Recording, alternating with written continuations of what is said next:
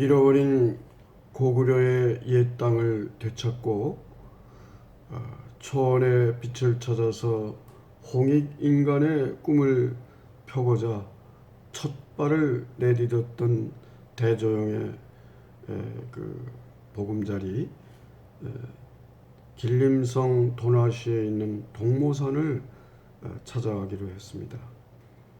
오늘은 제가 동모산의 큰 바위라고 하는 그런 기행수필을 한번 읽어보도록 하겠습니다.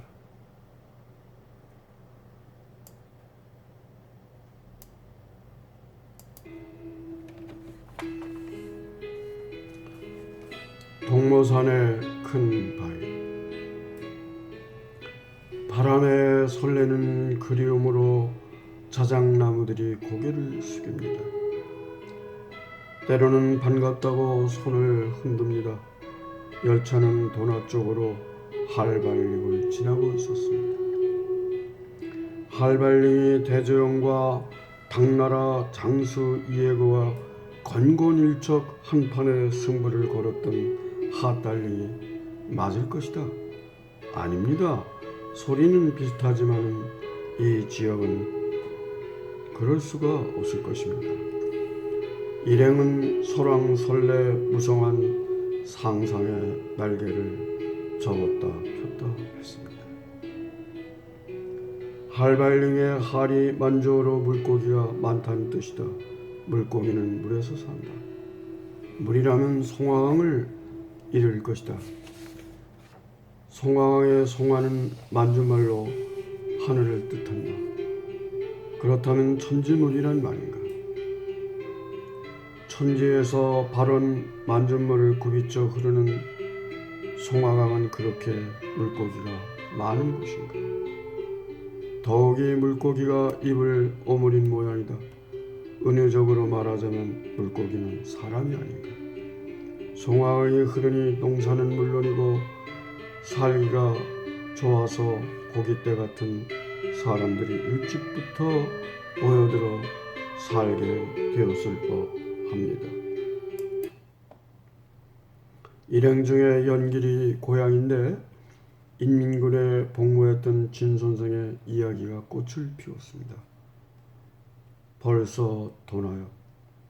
고속철이라 빨리도 왔습니다.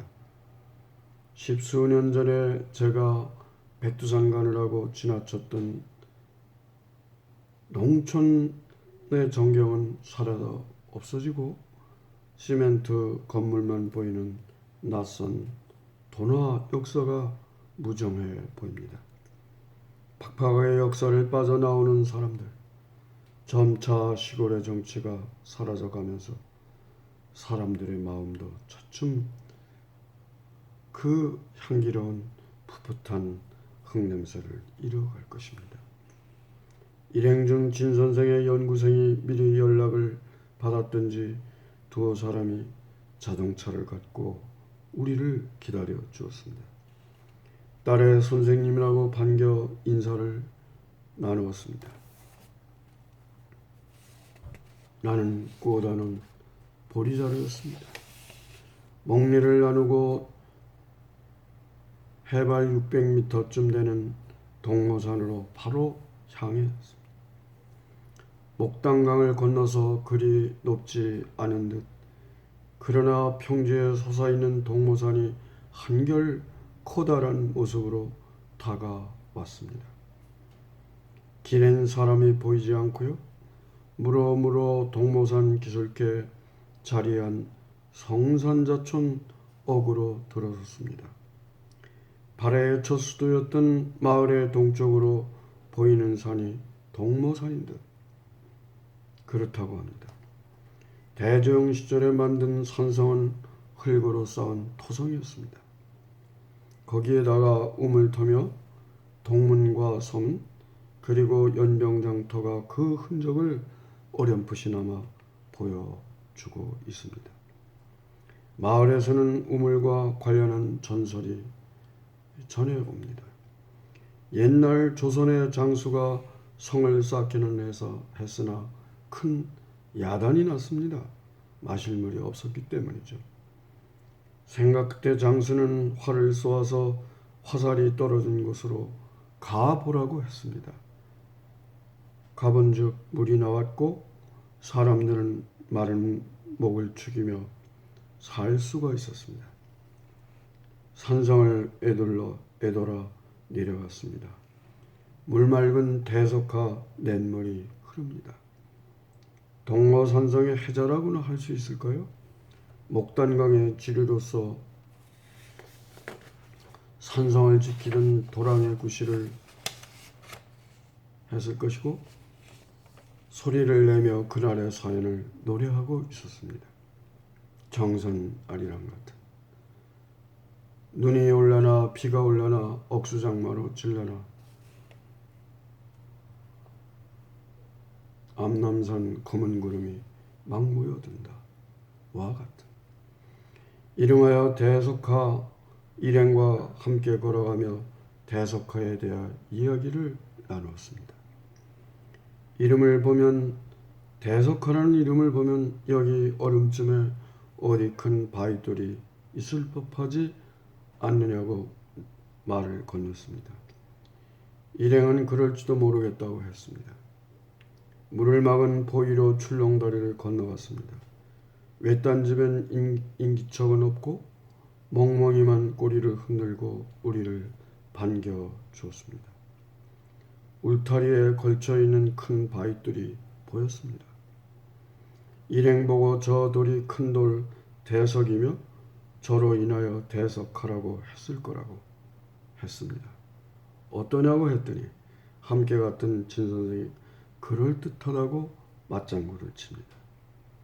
그는 이리 와 보라고 돌 있는 쪽으로 오라고 했습니다. 무슨 발견이라도 한 듯이 말입니다. 얼추 대여섯 아름쯤 되는 바위였습니다. 핏줄 같은 불그레한 세로무늬 선들이 거미줄처럼 나아 있었습니다. 바위였습니다. 게다가 거뭇거뭇한 반점까지 간데없는 철광석이 아니겠습니까? 이거 철광석 아닙니까? 그럴 것 같은데요. 그렇습니다. 그래서 대석하라 했고 이 마을 이름을 붉을홍자 홍석향이라고 했을 거라고 했습니다.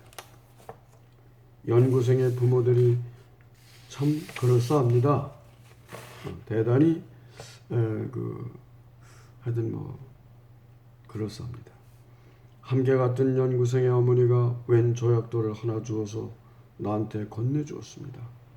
이런 거 공부하느냐는 듯 선생님에게 필요할 것 같다고 했습니다.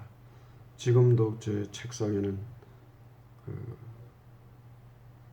그때 가져왔던 그 대석화의 돌이 아직도 정겹게 저를 지켜주고 있습니다.